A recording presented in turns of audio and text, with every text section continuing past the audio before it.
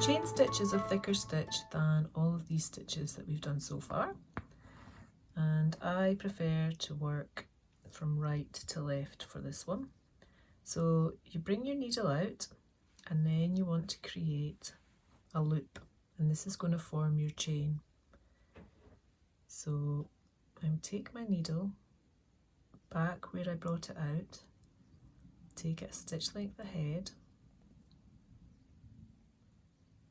and then because I've got my loop here, when I pull the needle through, it catches that loop and it makes a chain. So I'll do that again. So go back through the hole that I came out,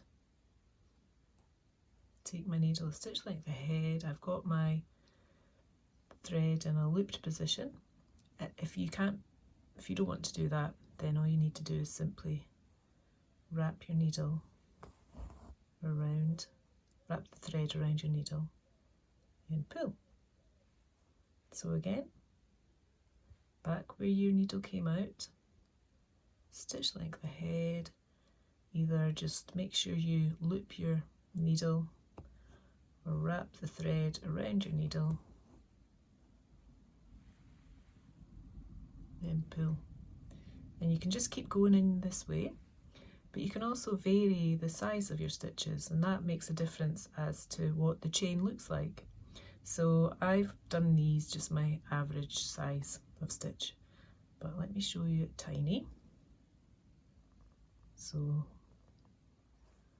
I'll do half the size.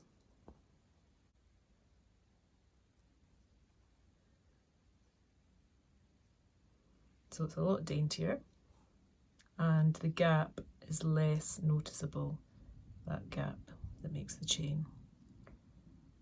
Let's go large now. Try and keep that loop there.